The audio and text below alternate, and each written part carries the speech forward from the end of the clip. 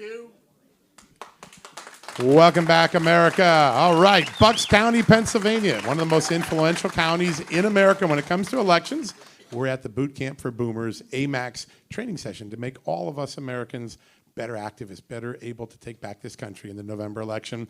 Our next panel is all about an issue that affects every city, every community, every state in America. Border states are no longer just Texas and Arizona. Every state in the country feels the impact of Joe Biden's border policies, from the illegal migrants and the pressure it puts on the social safety net to the crime, the Laken Riley and other murders that we've seen happen here.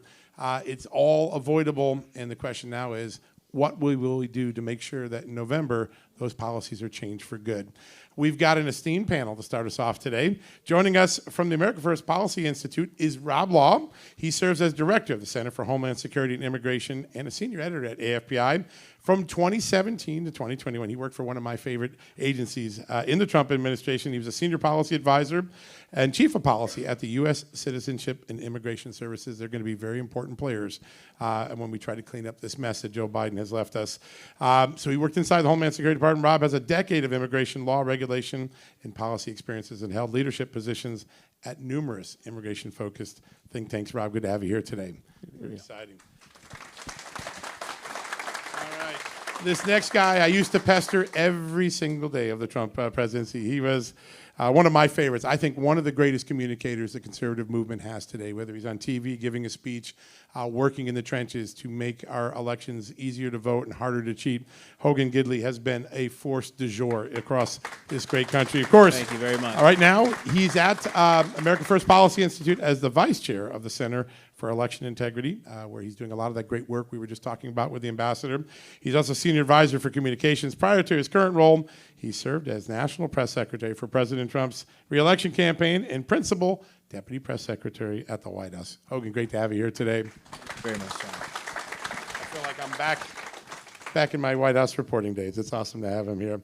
All right, and of course, our third guest doesn't really need much of an introduction. Bob has been the chairman of AMAC Action for a very, very long time, and really the center of the action movement of AMAC, for the reason you're all here today. Bob, good to have you here as well. All right, guys, I want to start off. We heard the FBI director say all the lights are blinking red. It's as bad as we've ever seen. Ron Johnson was on my TV show last night, said the threat level is higher than it was before 9/11. Rob, we'll start with you. How bad is it really? It's a catastrophe, not only on a national security and public safety issue, but the illegal alien crisis is, draining resources, overwhelming schools, hospitals, communities. There's maybe not a word that I have in the English dictionary that can capture it, but I'd say catastrophe. Yeah, no, it's extraordinary. Hogan, you presided in an administration that had one of the most secure borders in American history. It's almost incomprehensible to see the change in 3 years.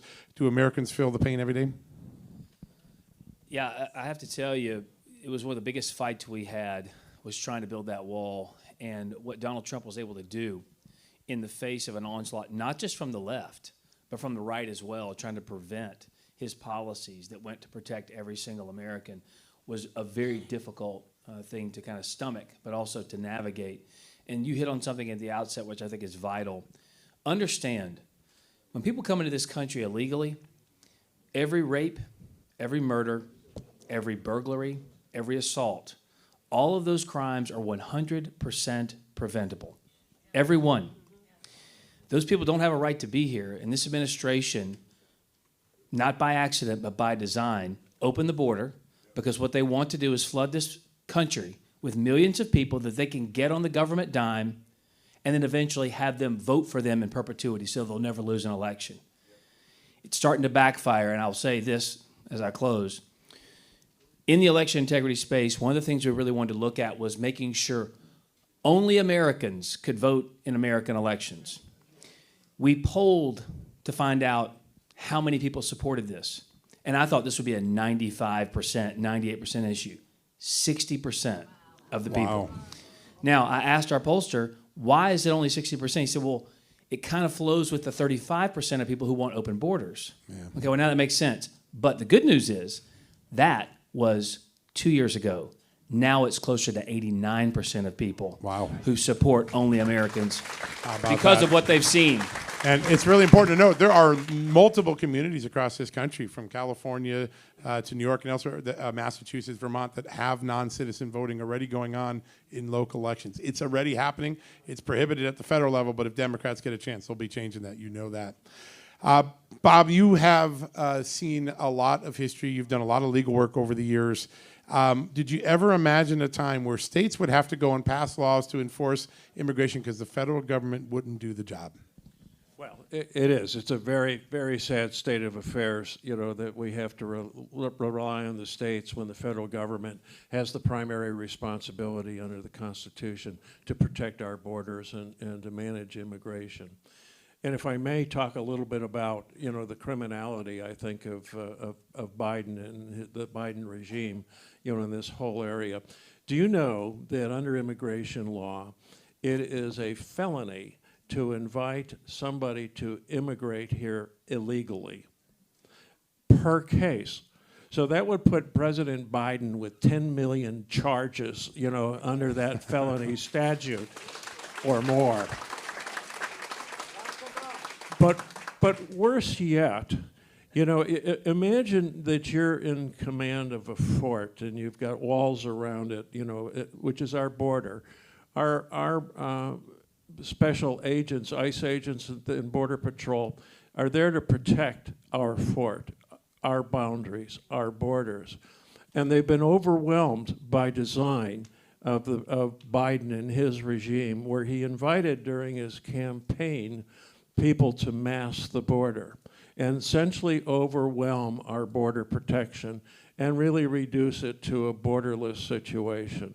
And in that, not only have, a lot of poor people come, they've emptied prisons in Latin America and sent them here, but also the Chinese are working with, the Mexican cartels to transport fentanyl into this country, where we have over 200 deaths each day due to fentanyl.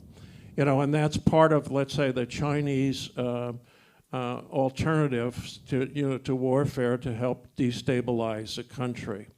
And so what's happened there is that, in addition to the opening it up for the cartels for other drug trafficking and for human trafficking and that, is what he's done is akin to what a Benedict Arnold did when he gave the British the blueprint, for Fort Ticonderoga.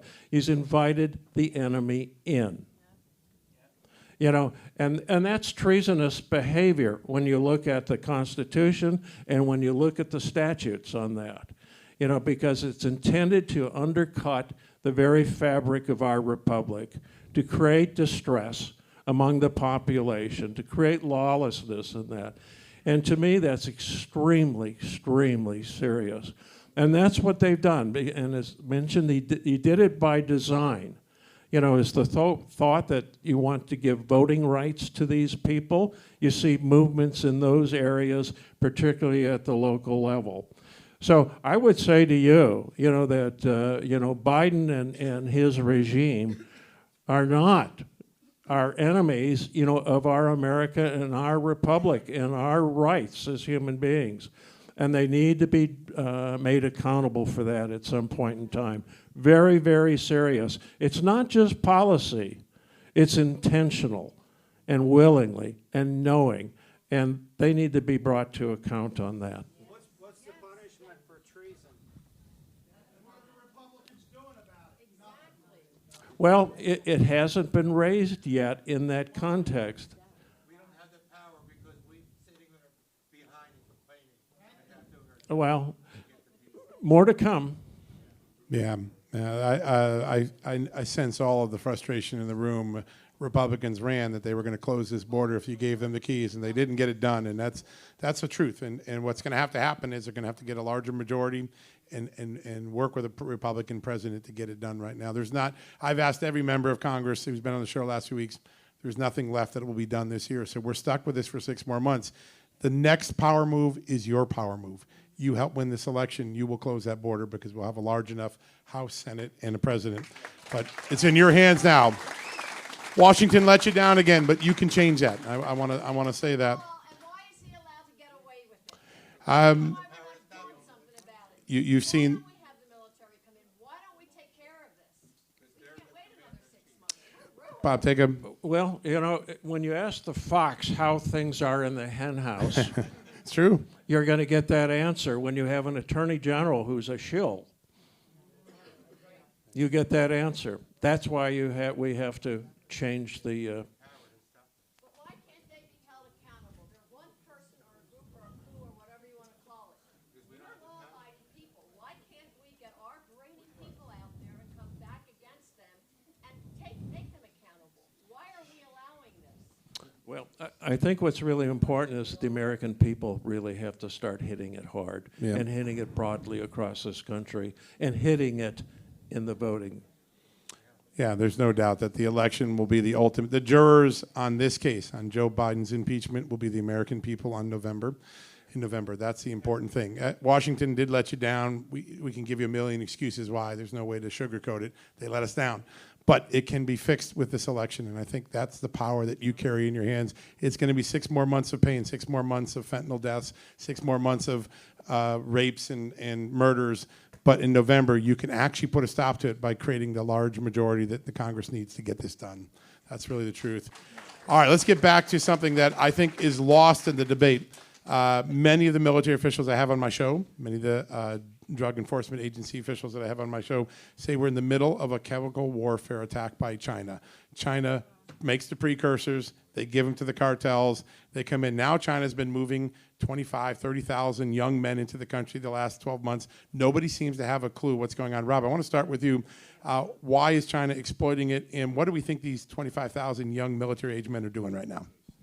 Well, I'll take the questions in reverse. So, you know, the military-age men who are the gotaways, that's what we call them. These are the people who evade the Border Patrol. Instead of surrendering, where it's never been easier to give yourself up to Border Patrol, be quickly released, given that work permit, the NGOs come in, they give you food, shelter, transportation, clothing, debit cards with, you know, our taxpayer dollars on it. This is the population that is going out of their way to avoid the Border Patrol. They're up to no good. And whether that is Chinese nationals, whether that is adversaries from the Middle East or elsewhere, that is the population going on at least 2 million known gotaways at this point. And those are the ones who have been observed through technology or sight, but they were unable to be apprehended. Those are the people that you should be absolutely terrified about, that we would probably never been more vulnerable to an attack since 9/11. Now, as far as the China aspect of it, they are clearly our number one adversary at the moment. I think it's abundantly clear, and they are using all sorts of levers to try to harm us. And when you have a corrupt and weak president like Joe Biden, it's never been easier. So there are no repercussions for allowing all the fentanyl precursors out of China. They're very strict in China. They do not have a fentanyl problem there. Yeah. That is by design. That is by choice.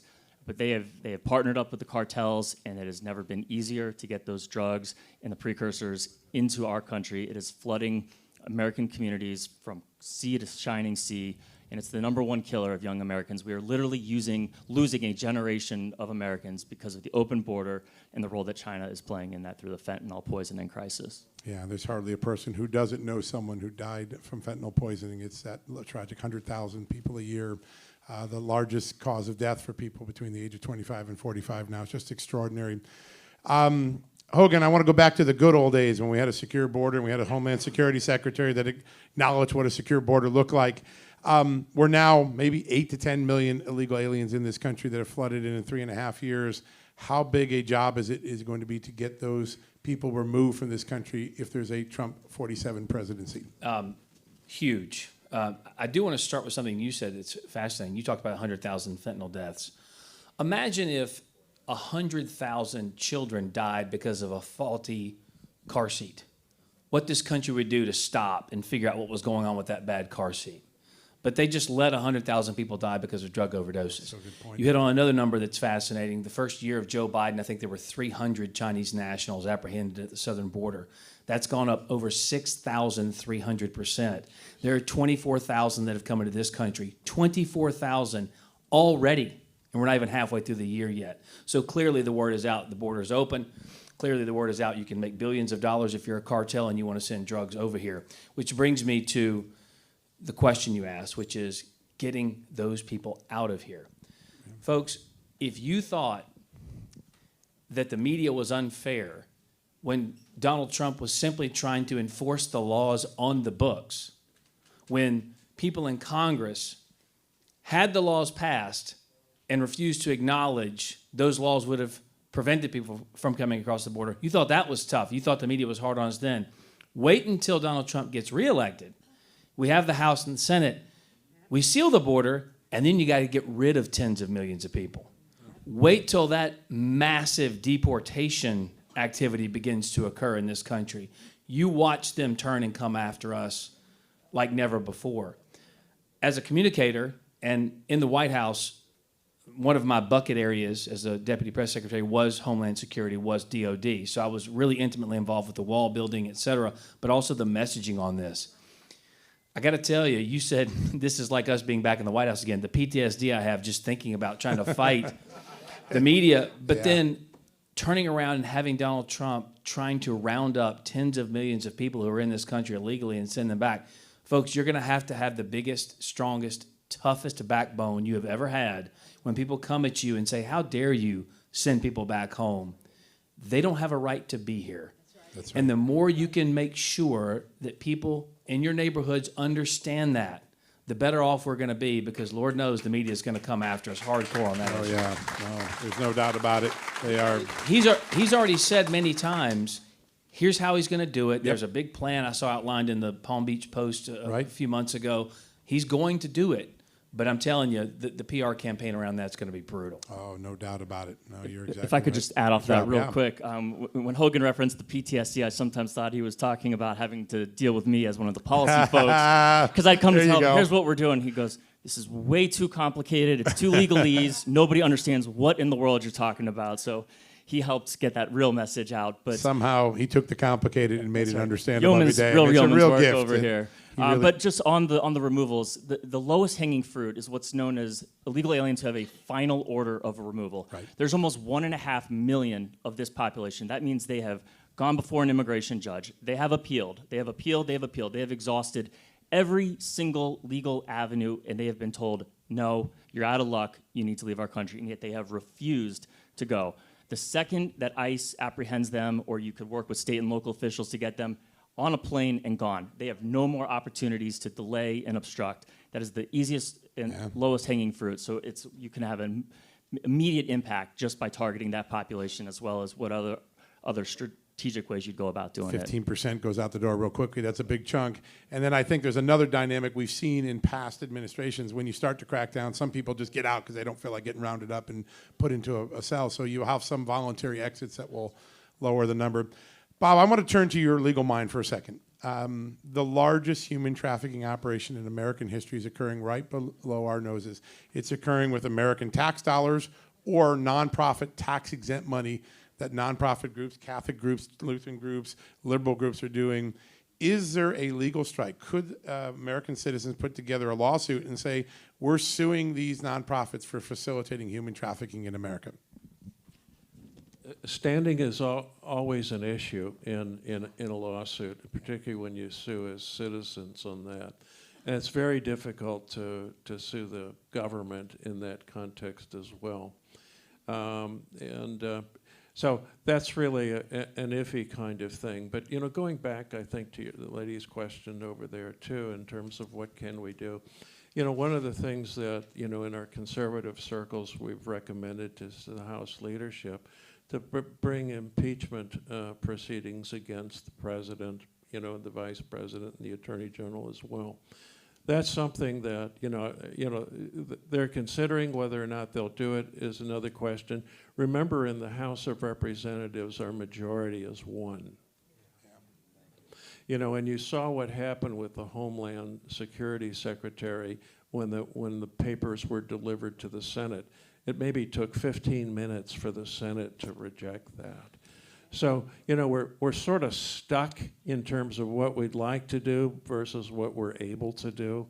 And that goes back to the importance of voting again, is increasing our majorities, in the House and the Senate, so that we can, renew the engines of government to serve us and serve the people as it should. Yeah, that's a great point. Please excuse me, I'm sorry. Why aren't we bringing up, and don't get upset on this, charges of treason? Because the borders are open, because criminals are coming through. I'm just asking. So I'm not a lawyer, so I'm asking you. The question here is, why aren't there treason charges? I think there's two reasons. One, the current Attorney General is not going to bring them. Yeah, but there's only two ways to bring treason charges. One is impeachment.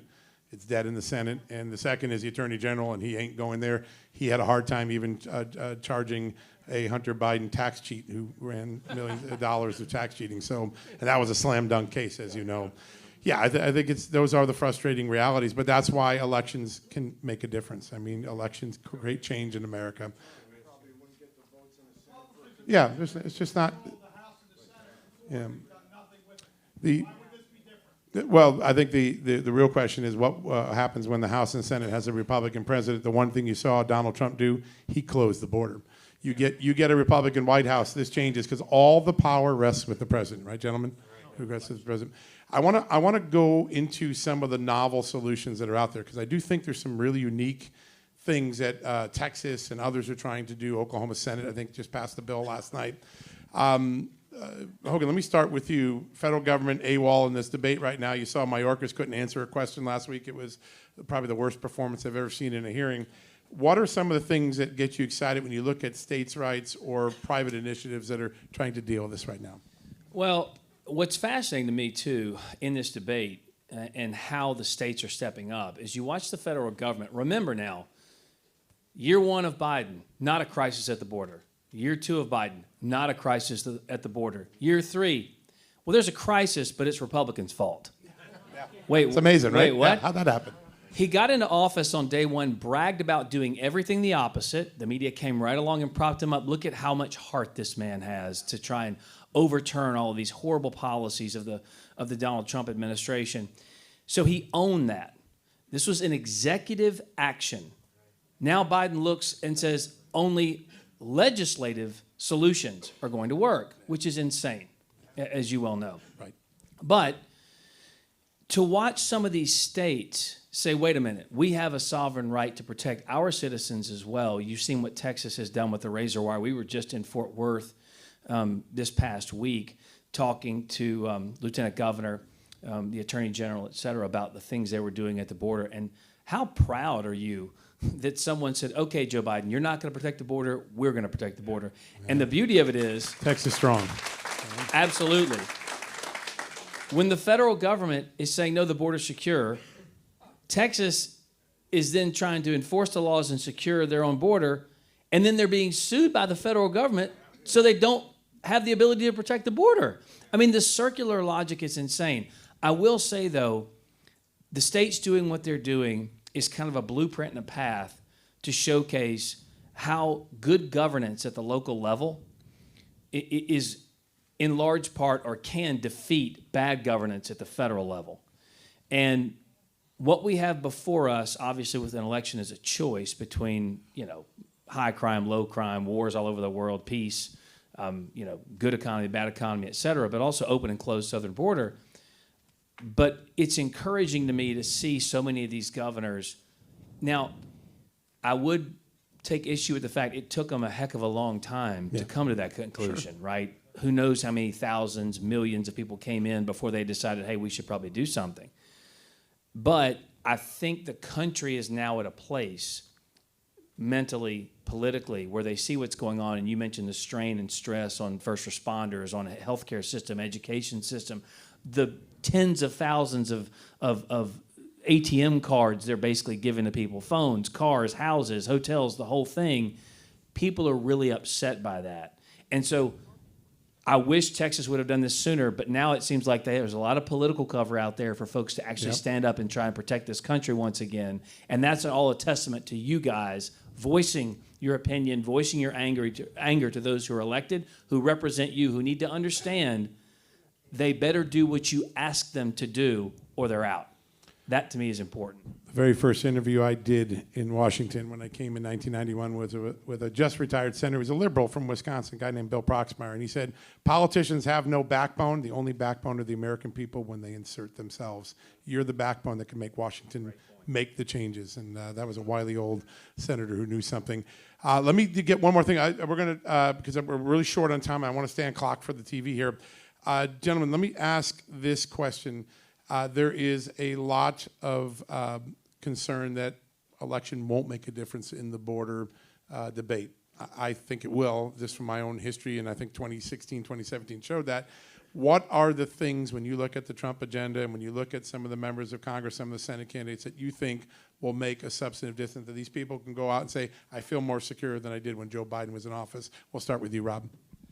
Well, Hogan was really correct at the beginning, where there was a real struggle from both the left and the right to get the money for President Trump to build the wall. However, every other policy did not require Congress. There is enough authority on the books today.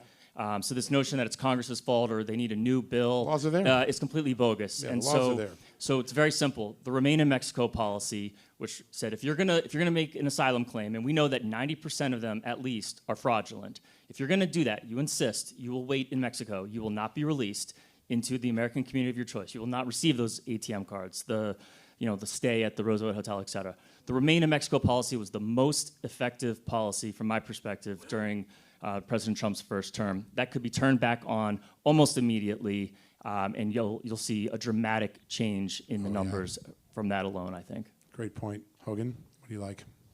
Yeah, Remain in Mexico obviously is a big one. Ending the catch and release, something that I think was we did, where we actually, when we would catch them, we'd get them out of the country, whereas this administration just catches them and then puts them into your communities. So stroke of brilliance, one of the things we argued with internally consistently was, at the time we used different towns, but when I was working for Mike Huckabee, for example, who, as many of you know, ran for president, was governor of Arkansas, we would always say, why don't you send these people to Chappaqua? Why don't you send them to Burlington, Vermont, with Bernie Sanders? Why don't you send them there? And we tried to do that, myself and Sarah Sanders tried to do that in the White House, and they were like, no, we can't do that. But thankfully, as we mentioned, some of the states here said, okay, fine, you want them, you got them. You want a sanctuary city? Let's test it out. They welcomed them for about 15 minutes. Yep. So getting them out of the country as soon as you get them, I think, is very, very important, and I think one of the biggest issues we face. And the last thing I'll say is there's a lot of talk about the House and the Senate bill, H.R. 2, which actually did secure the border, and then the one that the Senate came up with. The reason people are debating the loopholes in the Senate bill, don't get bogged down. Listen, the reason the Senate bill did not secure the border is very simple. The media supported it. If it actually secured the border, they would have been against it from day one. Yeah. So that just shows you a little inside game. It's clear it didn't do what the senator said it did. Yeah, no, I think that's exactly right. Bob, there are a lot of pieces that are going to have to be put into motion very quickly. There's an opportunity before November to maybe have at least one community express its disdain for sanctuary cities. The mayor of Chicago facing a possible recall. I bet you AMAC has a lot of Illinois members that will be pushing hard for that. There are moments between now and September where the American people can send a message. What are some of the more important ones as you look out at the grassroots? Well, I think it's extremely important, at each local level, and that you get together and you become a united and unified voice. In the local newspaper, in local county council meetings, or whatever you have, reaching out to your state legislators, because on the immigration question, when it's going to have, I think, a very, very positive effect, because we've had to endure so much over this last 3.5 years, not only inflation but public safety. With the gangs that have come in and reestablished themselves, people are worried about that. And so I think, going back to your original point on that, what will the American people do? And I think the message is we've had enough, and they keep repeating that we've had enough, we've had enough, we've had enough, and have people look at their own family circumstance and how they've been victimized by inflation and fear. By the actions of this administration. Sir, you had a question. I don't want to ignore it. If you shout it out, I'll repeat it to the TV audience, and we'll get it in before the 5 o'clock. Okay, very good. All right, very good. Yes, sir. I have 2 points. First of all, as studying history, if we should, by some stroke of bad luck, lose this election, I fear another revolution in this country. What are the half of the American people going to do if we lose? First of all. The next thing is, we can get 1 million people to go to Washington to march because of hats. Why don't we have American people go to the border and line up? That could be our security. Get 10 million people from this country to Texas and California. What's the government going to do? Put us all in jail? So they're my 2 The debate here is just what can each of us in this room do? And there are many things. Listen, the left is out there protesting in some of the most vile and hateful ways I've ever seen, but there are peaceful ways to do this and to send a message. And these next 6 months, the power is in your hand. Washington doesn't have the power. States' rights are doing some unique things as our founding fathers empower them. But really what you do between now and November 5th will determine what the country looks like come January of 2025. And I think those are the opportunities. Everyone in this room, tap into AMAC Action. They're one of the most effective grassroots organizations I've ever met in my entire political career. They move votes. They move sentiments. They get lawmakers to change their positions, and I think that that's very exciting. Do we have a question in the back there, guys? A quick note that Sure. if you want to ask a question, we will have time for questions at the end, and you can come back to this mic, and we'll be able to take a couple of questions. So right now, we have a gentleman who would like to ask a question. Let's do it. My name is Joe DeBox, the America First Warehouse. I love America First with everything. I'm watching these universities and these children or kids going to college over there, throwing this Palestine and Hamas out there. My thing is, do they outstay their visas? Maybe they should be on the list to get rid of them. And then my concern is that every time there's a crisis, whether it's Black Lives Matter, Antifa, they come up with these people are doing the same thing. They're all wearing masks. I think that's got to change right away, too. My question is, how can we clean out these universities and stop this anti-Semitism that's destroying our country? That's a big question. Let's go right down the line. Rob, what's your first thing? Some students thrown out, maybe?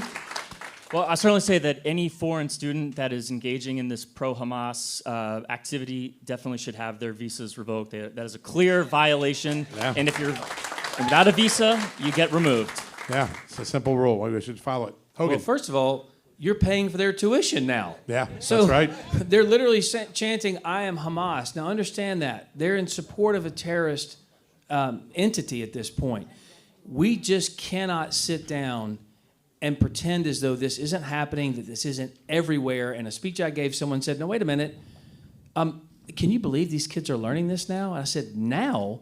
Where do you think the teachers learned it from? This has That's been right. going on in colleges and universities 15, for a 20 long years. time. It takes you getting involved to find out what that curriculum is, bringing it to everyone's attention, and then insisting that it be changed. You're going to see a groundswell of support for that movement, and things are happening at these colleges now. You got exactly right. We had a story in Just the News, the single largest funder of in donations to American universities last 5 years, Qatar, $5 billion, a lot of them to there. Qatar, the greatest ally that Hamas ever had. There's another thing I want to say. The media keeps calling these anti-war protests. These are not anti-war protests. These are pro-Hamas, pro-terrorism, anti-Israel, anti-Jew protests. We got to call them what they are. We need to make the Associated Press, the Washington Post, and New York Times. Let's complain to them. They're mislabeling these protests. And It's any sinful. other group in college, any other group, if you said something bad about Asians or blacks or anything else, for some reason, it's only the Jews that have this little issue where, right, it is, absolutely. But they, for whatever reason, if you attack them, it's okay. And that's a real problem. It's evil and it's dangerous. The rules aren't fair. There's no doubt about it. Bob, you're doing lots of things on the action front. What is AMAC thinking about on this college front? This is the hearts and minds of generations of future Americans are going to be decided on how we solve this issue. Well, I think this has been developing over the years, and the Hamas and those organizations have been taking advantage of, let's say, the vulnerable minds of our youth, and brainwashing them to the point, that they're engaged in that. Plus, sending some of their own students over here to foster that. And I agree with absolutely what Rob has said is we need to revoke the visas of those that participate in these kinds of things, because they're abusing the First Amendment, that we enjoy as Americans. I think the other thing is that we will continue to work through our network of actives. Of our 2.2 million members, over 358,000 of them now participate in our calls to action to lobby, in their respective states, and lobby the Congress in their home districts and lobby their state legislatures. I think one of the things that perhaps we can do on this is beginning to raise the consciousness, of this and suggest some courses of action for our members in their state. AMAC Action has been able to do what it's been able to do because of our members. I'm essentially a support services guy, so that we enable and provide a vehicle for our members to go out and really advocate, and also to join with others that are similarly minded, like-minded, to take action. Many people feel that, gee, what can I do? I'm only, Joe or Jane. But what you can do is you join groups, and our purpose is to provide that vehicle and enable all Americans and conservative Americans to take part, in the dynamic and raise the issues with their state legislatures, because so many of these universities have gone woke, and become a very fertile ground for this kind of baloney. Yeah, no doubt. We've got time maybe just for one quick question, and then we're going to wrap to a commercial break. Sir, go ahead. Kudos to the panel, John, Rob, Hogan, and Bob. Great job. My question is directed to you in particular, Hogan, as a communication expert with a bird's eye perspective. Why are the Republicans so pathetically awful and weak with their messaging on all of the significant issues, ranging from the invasion at the border, the out-of-control spending, the unsustainable debt, every significant issue? They're pathetically weak at messaging and spineless. Why is that? And we're so tired of hearing that we only control 1/2 of 1/3 of the government. Yeah, that's a political reality that exists. It's tough to break through in and of itself because we only have that one vote majority, as you just pointed out. However, I get this question often. I'll answer it this way. By our nature, Republicans are more individualistic. So I get asked why can't we all be on the same page? Why can't we say the same thing? We do a lot, but we're just more individualistic. The left loves to put everyone in buckets. They move as a monolith so they can push and pull those buckets as needed for political expediency, right? But also understand the left does control all the levers of power and influence in this country, colleges and universities, Hollywood, the media, big tech, etc. So they seem to have a more in unison bully pulpit from which to speak. We have it too, we just don't get the coverage. I will say, at AFPI, we have worked on what's called the Messaging and Data Lab, taking a lot of the polling from Kellyanne, from Scott Rasmussen, et cetera, and not just telling people what to say, but how to say it. So when you talk about the southern border, for example, just a snippet, instead of saying secure the border, it's about stopping human trafficking, child enslavement, drugs. That's what resonates. So learning how to talk about it. And attorneys are famous for saying it's not just what I know, it's what I can prove. And I always tell attorneys, you have it way easier because it's not just what I know and what I can prove. I have to sell it also. Right. And typically we have a more difficult time doing that just because of the landscape with the media control. Yeah. But we're fighting it every day. Owning the narrative is a key to winning elections. We've got to own the narrative the next 6 months. That is you control the message, you control the masses. There's no doubt. There's no doubt. And the conservatives are getting it better at. There's new organizations, and what AFPI is doing. There's an ecosystem of news sites that I've helped build. We're getting better at controlling everything. I'll just leave you with this thought. The mainstream media never published anything about Hunter Biden's misdeeds and Joe Biden's misdeeds, and yet a poll by the Associated Press last week found that 67% of Americans think that Joe Biden did something illegal or unethical in the dealings with his son. How did that happen if the mainstream media didn't cover it? These gentlemen and others like it in AMAC, they've created a vehicle around the mainstream media. We're getting the news out. The American people are absorbing it in spite of the blockade. And I think that's one of the most encouraging things that's going on. All right, I feel like I've been transported back to Bethlehem. I'm on stage with three wise men, which, by the way, I never get to do in Washington. So this is a very exciting thing. Gentlemen, excellent discussion. We're a lot wiser for it, and we're a lot more ready to get into this battle for November. Thanks for being with us today. Great discussion. Folks, we're going to take a quick commercial break. We'll be back with a big, powerful discussion about parents' rights right after these messages.